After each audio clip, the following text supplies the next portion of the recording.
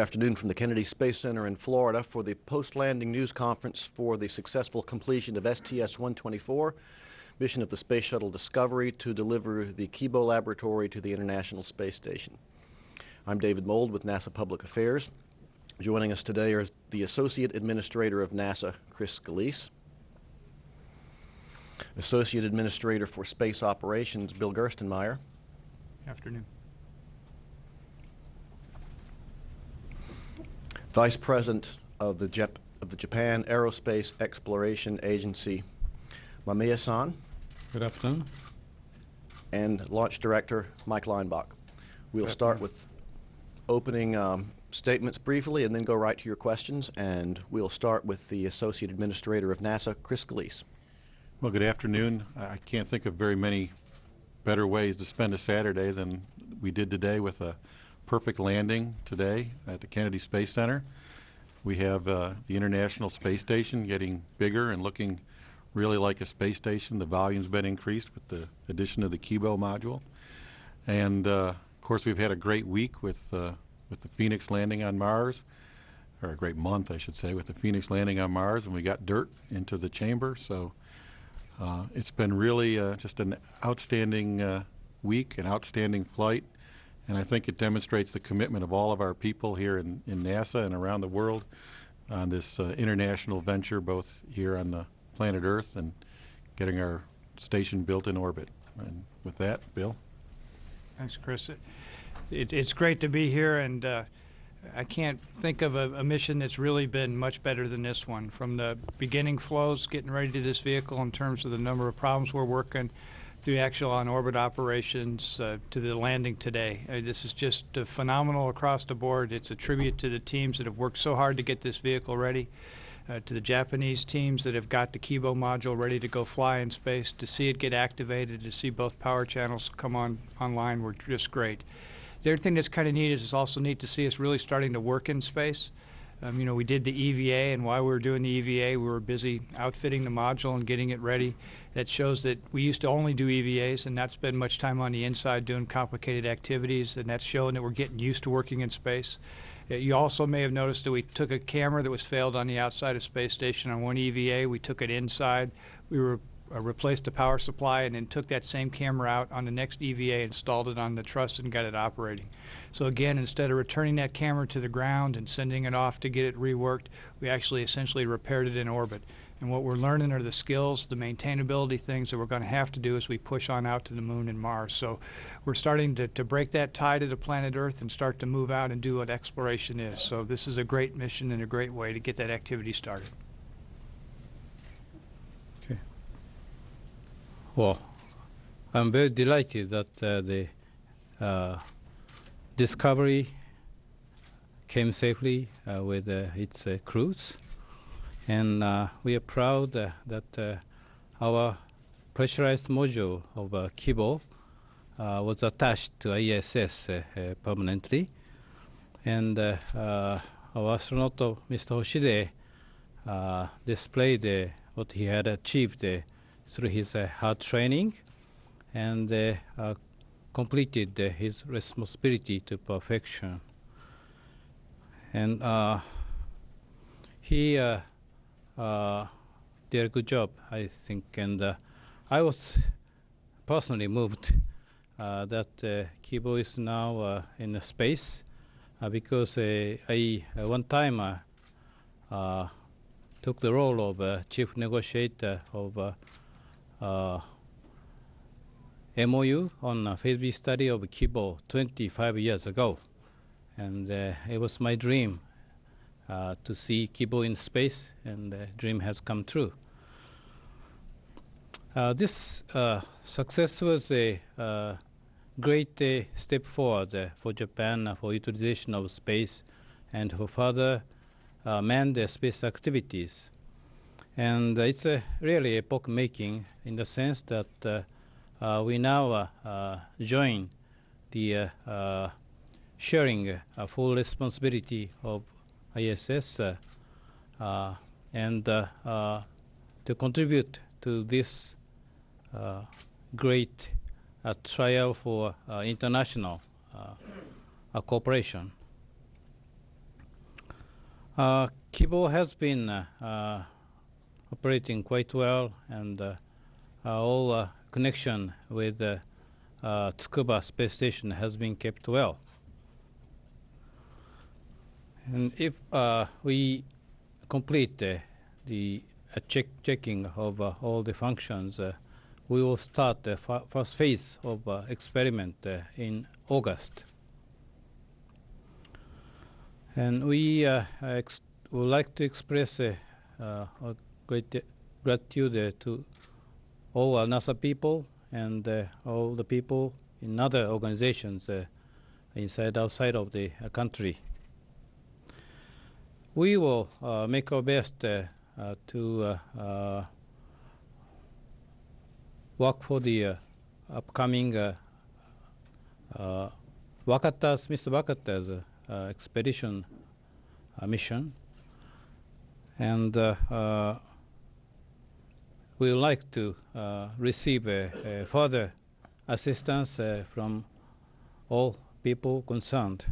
Thank you very much. Thank you. Well, the orbiter on the runway looks just to be in terrific shape. Seems like we always get asked, can you compare it to other vehicles and the number of dings and that type of thing? I would just tell you that this one looks extremely clean. It was just a magical moment to be able to walk around the vehicle on the runway. That never gets old. I wish y'all could experience that with us. I was able to spend some time out on the runway with Matt Abbott, the lead flight director on this mission, and he's worked long and hard on this mission, and to see the expression on his face when the orbiter was right above him and he was looking around at the tiles and the landing gear, et cetera, and knowing what was accomplished on orbit. It's just a terrific day here at the Kennedy Space Center. Vehicle looks great. We'll get her in the OPF this afternoon, another couple, 3 hours or so, and begin processing for the next flight. And that's all. Okay, let's go to questions now. Please wait for the microphone to come around and identify yourself, affiliation, and who your question's for. Let's start in the front row with Marcia. Marcia Dennis, Associated Press, for probably either Bill or Mike or both. You find yourself in an unusual posture of having a pretty big gap now till the next shuttle flight, and even longer to get back to the space station. And I'm wondering, do you welcome that? Is that going to provide a bit of relief for everybody, or do you wish you were launching again next month? I don't know. We kind of take what life gives us, and I think there'll be some real advantages here of this period. You know, we've got the Columbus module up now. We've got the Kibo module up, and we want to start some utilization with those modules. And so during this time when we're not flying the shuttle, we can start, as Mr. Mamiya-san talked about, in August, to start utilizing the Kibo module, start using the Columbus module, so we can take advantage of this time. So even though the shuttle's not flying, we can be very busy with Space Station, learning how to operate this international facility, and then get even better prepared so when the flights start coming back in the fall and we start preparing for 6-person crew, we've been able to learn during this period of time. So we'll take this little bit of time, but I guarantee you the Space Station team will be very busy and have a very exciting summer. I would just add, Marcia, from the processing perspective, you know we don't have a flight now till October, and so the folks are able to plan their summers and be able to take some vacations and set in a vacation and actually take it on time, which is kind of unusual in this business every now and then. So it's a good feeling for us. It's going to be a busy fall, so we're really encouraging the folks to get rested up now and spend some time with their families. Lastly, you must have been pretty surprised to see Garrett Reisman out there on the runway. What did he have to say about? He must be feeling great.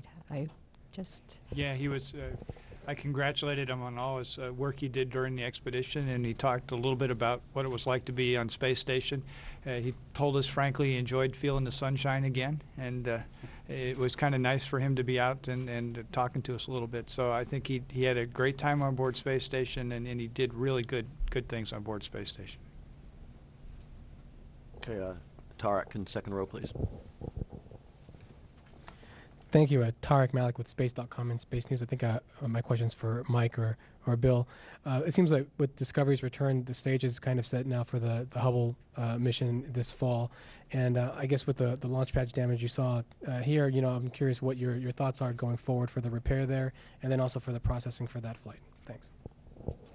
Well, see, from the from the damage to the flame trench, you know, it's really early after the investigation. It's early in the investigation, I should say. We have a presentation due to the program at the end of this month about where we think we're going to be headed with a repair plan. But what we've laid out is time available to do that repair at pad A. And you know, a lot of folks feel like we have pretty sufficient amount of time to do a repair out there and make it flyable again, well in time for the Hubble mission, and that's certainly the way we're headed.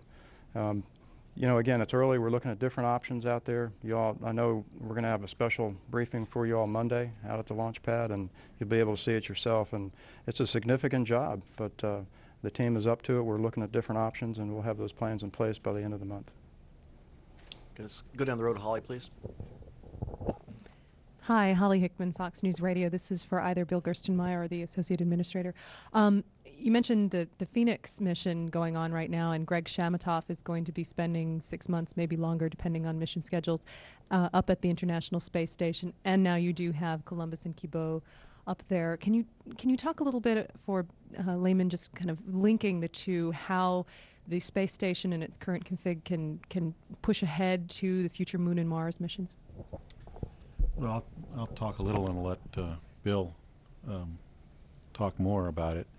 But of course, when we want to go off to Mars, which is going to take a journey of months to get there and spend some time there and then months to come back, we need to learn how to work and operate in space. And that's exactly what we're learning how to do on the space station. How to fix things, how to build things, how to assemble them. We have to learn how to work in a microgravity environment, both physically, how do we train, how do we keep the human body and spirit in shape. And these durations of 6 months or so and the assembly missions are teaching us all of those things that will help us get on to Mars. And the same is true for the Moon. As we learn to work more and more off the planet Earth, we build up an experience base that will help us design the tools and design the equipment that we'll need on the Moon and on Mars. So I think those are the main aspects that we get out of it. Of course, the long duration portion is obvious. The microgravity, I think, is obvious. But I think it's less obvious to people about the actually building and learning the environment of space. Bill, do you want to add? Yeah, I guess the only other thing I'd add a little bit is we also have a couple robotic arms up on space station. We have the Canadian arm and the new arm on Kibo to take cargo in and out of the airlock. And then we have Dexter up there as a robot. We're going to get a chance to learn how to use the robotics in space, and that robotics and engineering kind of things will play directly into our lunar activities as we do things on the surface. I think we're not going to want to do as many spacewalks or EVAs or lunar journeys as we have in the past. So we're going to learn with Space Station some of the engineering things that we can do with the robots and with the robotic devices and how well they work, what tasks are good for them to do, which ones are not. And I think that'll be a very interesting thing for us to learn and put into practice. So not only things that Chris talked about, but just basic kind of engineering operations and techniques. Okay, let's go down the road to Patrick, please.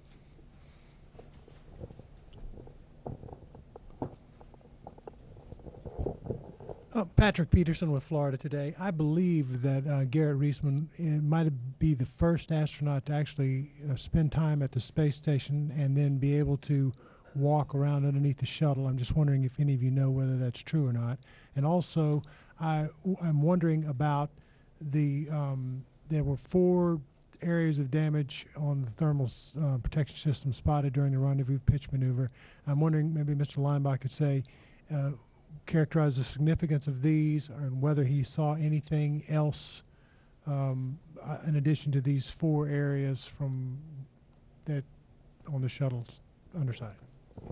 On your first question, I don't know the answer, but our public affairs folks can check and let you know the answer to crew members walking around immediately after, and I don't know that answer, but they can check for you, and then Mike can talk to you about the others. You know, the areas that we saw during the mission, of course we went out there, and that's always the first thing we want to do is look at things on the ground that we've seen from on orbit, and if they look the same or bigger or smaller. And it's always amazing to me they look a lot less significant on the ground than they do on orbit. And I don't, you know, you shouldn't take that as a characterization that they're extremely minor and we don't need to fix them. We probably do.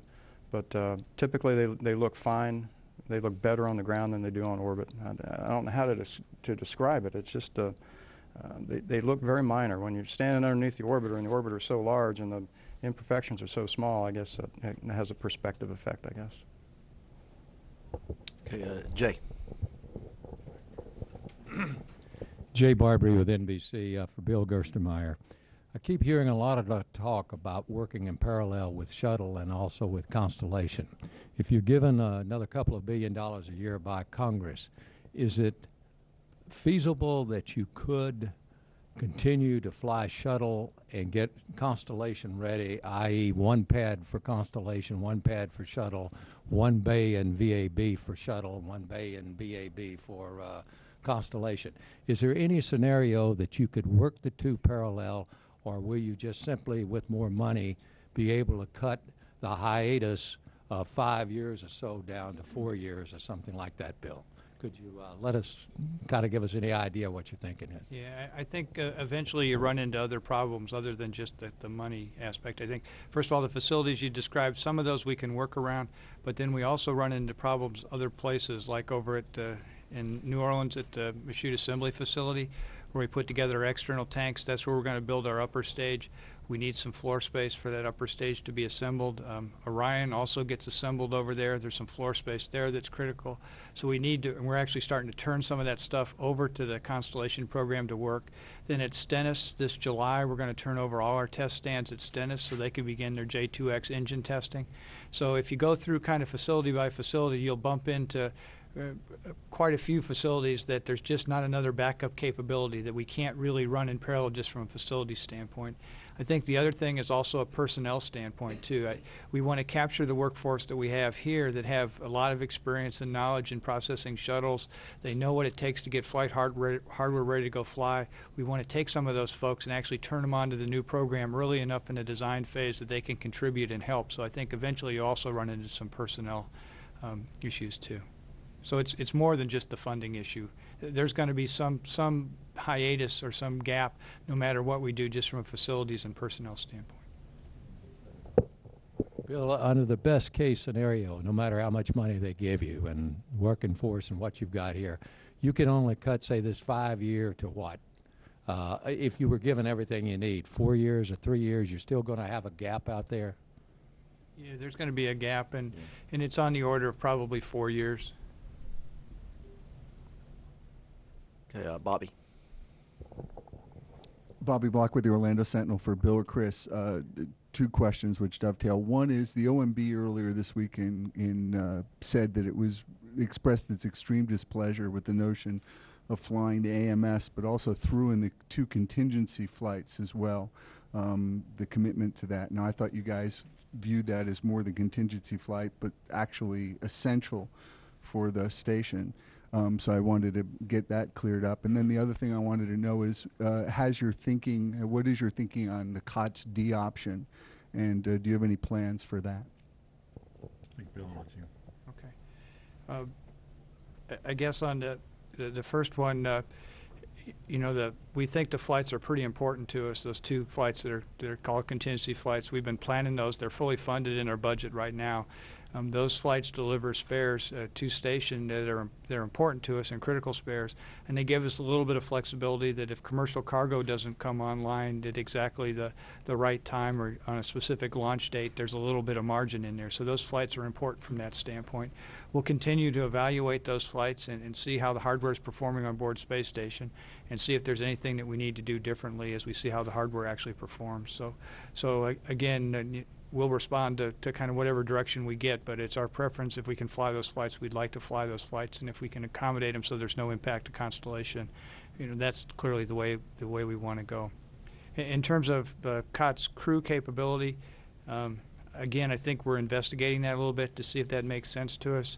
I think from just a pure technical standpoint, we think there's a little bit of a logic to fly cargo first and gain some experience with cargo and then move into crew.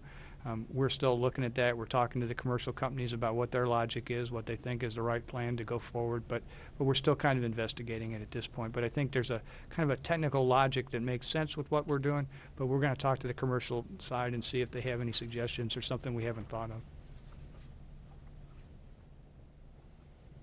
Okay, John Schwartz back in the middle of the back, please.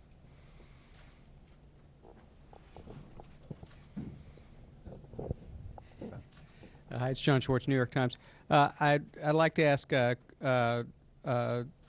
Chris and Gerst if this question of repair that we brought up with Hubble, you know, there's a big repair job coming on the station as well.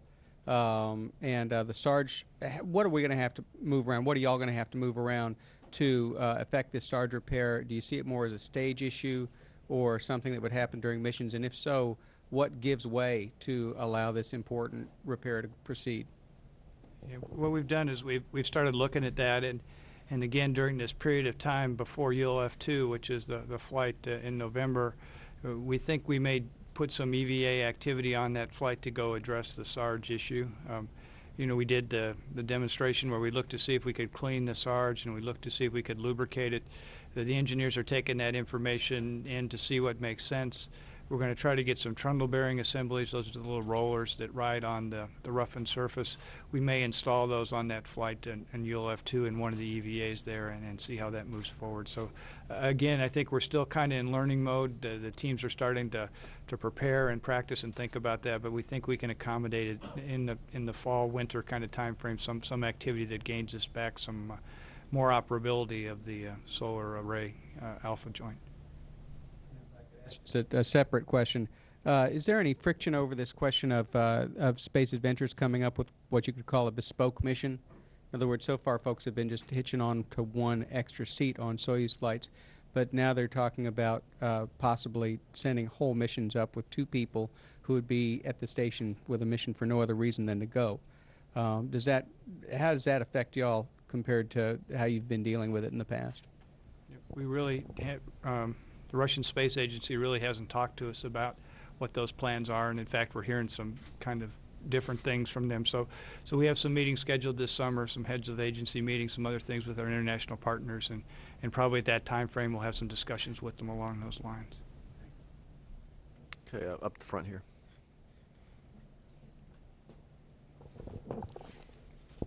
Shay Harris, Fox 35 News. What I want to know is a little bit more about the metal clip that broke away yesterday. If you can kind of explain to us how it was found, what the problem was with it, and I guess possible ways of fixing it. Yeah, it sits back in the rudder speed brake area, and its primary purpose is to shield that area from the heat of the main engines and the solid rocket motors during ascent. And during that time, the rudder speed brake is held together very tightly, and the 2 panels are pressed together. So then it couldn't really come out during that phase. But then when we did the checkout on orbit, where we actually opened the rudder speed brake and moved it around, it failed and became liberated and then drifted away from the space station, or from the shuttle rather.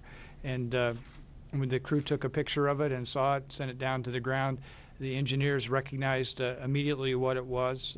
We've seen them before on the runway after landing, and so they knew exactly what it was. We sent up to the crew an engineering drawing of what it looks like installed, and then another little clip of the picture that they took so they could actually compare for themselves on orbit that this piece came from this area, and it was no consequence to us.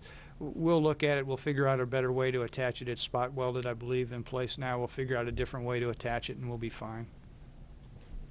Is it one of those things that if it happened again, it would never cause a problem, or could there have been an instance where it could have caused a problem? Again, I think, the logic is that it really can't come off during ascent when it needs to be there, but that needs to be confirmed. You know, it's not what you think and not what your logic is. We'll go do the right analysis and make sure that it's okay. But if that's the conjecture today, we'll verify that's the right conjecture. If then that's the case, then it's really not a consequence to us. But we'll do the analysis, the engineering to make sure and not get fooled by something we think is fine, and then later we find out it's not fine. So we'll do a little more work to make sure that there's not an ascent problem. But I think it'll be okay when we get through that. Still in the front, please. H.R. Sami with Kyoto News. I had 2 questions to NASA's side. What do you think are the differences that have been made to Japan or Japan's space agency by the successful completion of this mission? And the second question is, now that the Kibo is ready for operation, please disclose some of the plans you have in mind for scientific experiments using Kibo module? Thank you. Again, I'll say a few words and then maybe Mr. Mamiya can talk even more. For me, as he described in his opening remarks, I have many friends and many colleagues and many engineers I've worked with in Japan that have spent a large portion of their careers and their time in the space industry preparing this module for launch. As I said in the beginning press conference prior to this launch, the module was shipped over in a container ship in May of 2003. It's been here in Florida for 5 years until it just got launched in June. And for me, I feel their excitement. I see it in their eyes. Leroy talked to me about a little ceremony we did at the mission management team on orbit, a Japanese type of tradition to kind of come to closure with the module being attached. And we got to participate in that with our Japanese colleagues. And I think it was a special time to share their culture with us and our culture with them, and to see their hardware get on orbit is pretty special. And in terms of operations and things, ask. Well, at this point, to me, it's too heavy to describe, what kind of experiment they will conduct, and U.S. will conduct. But anyhow, it's our wish to have our own module and share with other partners. So we'll conduct our own research as well as consulting with our partners what to utilize most of Kibo. That's a general statement, sorry to say.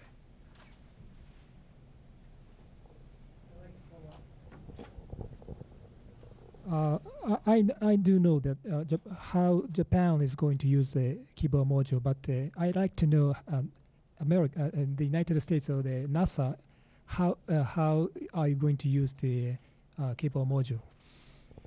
We have an initiative which we've started. You may have heard it called the National Lab Initiative, where we're looking to other U.S. government agencies that would like to use the space station. So we've made available to them rack space where experiments can be performed, and some of that rack space is available in the Kibo module. We have some racks that are available there, and we're soliciting inputs from those various other government agencies that have interest in utilizing those facilities. Once we get that information, we'll put together kind of a research plan, and then we'll talk about what kind of activities we would be doing specifically in Kibo. Okay, let's take Tarek again and then over to Bobby. Thank you. Tarek Malik from Space.com and Space News. Just a quick question for Mr. Mamiya. You mentioned earlier that you were moved to see Kibo in orbit or in space, and I was curious when they opened the laboratory, how did you feel to see the inside with the astronauts in, floating around, working, and installing its equipment? Thank you. You mean this time or in the future? First open. Wow. It's as Mr. Hoshide told us, it's a huge, the biggest lab in the ISS, and it's still empty. But he said full of dreams, full of hopes. And that's a right description of the feeling I had in mind. Yeah, we'll conduct every sort of experiment over there, not only for Japan but also for other partners as well. So there will be a lot of hopes to produce unexpected results over there. Thank you.